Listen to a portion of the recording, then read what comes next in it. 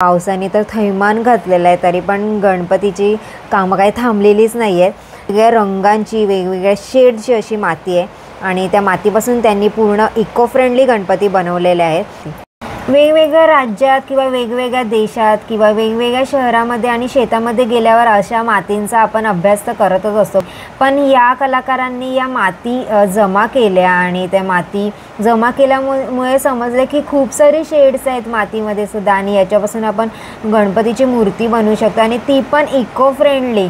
आणि त्यांचे इथे कार्यशाळा पण ते घेतात आणि त्याच्यामुळे काय होतं की गणपती सुंदर तर दिसतातच आणि त्याच्याबरोबर पर्यावरणालाही धोका राहत नाही. मातीवरती माती चढवायची म्हणजे ना ते कलर नाही वापरले, मातीचेच कलर वापरले. कलर नाही, सगळी माती. त्याच्यामध्ये आपला जो अभ्रकासारखा जो आहे प्रकार तो आपण चमकी वापरतो तो त्यांना दाखवणार. आज काही स्टॉल्समध्ये जे स्टॉलधारक आहेत त्यांचे काही स्टॉलचे सर्टिफिकेट्स द्यायचे राहिले आहेत. ते नावं अनाउन्स करते, कृपया त्यांनी सेटशी संपर्क करायचा आहे.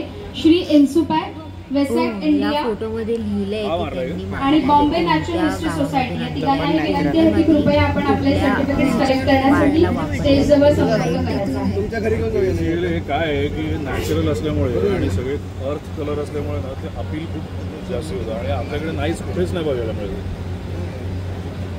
अर्थात याच्यात प्रयोग करणे पण खूप गरजेचं आहे. मॉडेल्स किंवा त्याचं रंगसंगती कुठे काय ठेवायची. तुम्ही आता आर्टिस्ट आहात म्हणून तुम्हाला बोलावलं विशेष तुम्ही पण काय प्रयत्न करू शकतो आणि कारण ही गरज आहे, इंडस्ट्रीची पण गरज आहे.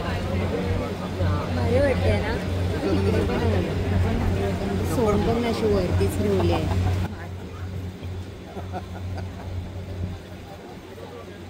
तुमच्याच घेऊन जायचं तुमच्याकडे. ओके, नागपूरवरून आले तुम्ही. आणि हे आर्टिस्ट आहे आपले सुरेश पाटील.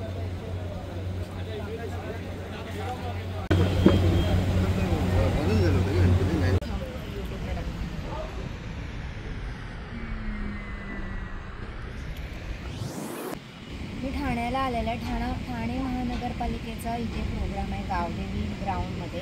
तर तिथे वसुंधरेचा हा प्रोग्राम आहे आणि हरित ठाणं करण्याचा त्यांचा उद्देश आहे आणि पूर्ण प्लॅस्टिकमुक्त ठाणे करण्याचा त्यांच्या उद्देशाने त्यांनी इथे सगळ्या मूर्त्या पण ह्या शाडू मातीच्या बनवलेल्या आहेत. म्हणजे शाडू मातीच्या मूर्त्या आहेत, काही मूर्त्या आहेत त्या नारळाचे जे भुसा असतो करवंटीचा त्यापासून या मूर्त्या बनवलेल्या आहेत आणि त्या मूर्त्यांना रंगसुद्धा त्यांनी नैसर्गिक लावलेले आहेत. म्हणजे हळदीचे रंग आहेत, कुंकवाचे रंग आहेत आणि काही कलरफुल अशा माती असतात जे नॅचरलच असतात.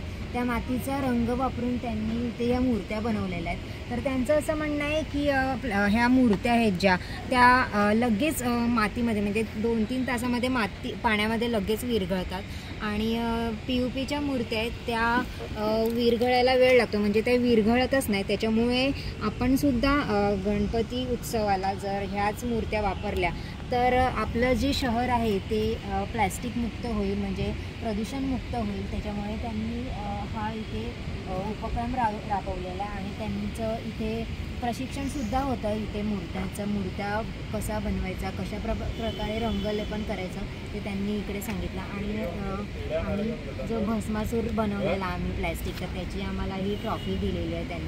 त्यांनी सन्मानचिन्ह दिला, आमचा सत्कार केला. तर ही ट्रॉफीसुद्धा त्यांनी पूर्णपणे इको फ्रेंडली बनवलेली आहे. नारळाचे जे वेस्टेज भाग असतो म्हणजे आपण नारळ खाल्ल्यानंतर जो वेस्टेज भाग मिळतो त्याच्यापासून ही ट्रॉफी बनवलेली आहे जॉईंट करून. तर त्याचं सुंदर अशी कलाकृती केलेली आहे. मला खूप आवडली ही ट्रॉफी. आणि तुम्हाला या मूर्त्या आणि ही व्हिडिओ कशी वाटली ते नक्की सांगा. आणि माझ्या चॅनलवर माझ्या नवीन असाल तर लाईक, शेअर आणि सबस्क्राईब करायला अजिबात विसरू नका. भेटूया अशाच नवनवीन व्हिडिओ आणि नवनवीन ब्लॉगमध्ये. तोपर्यंत बाय.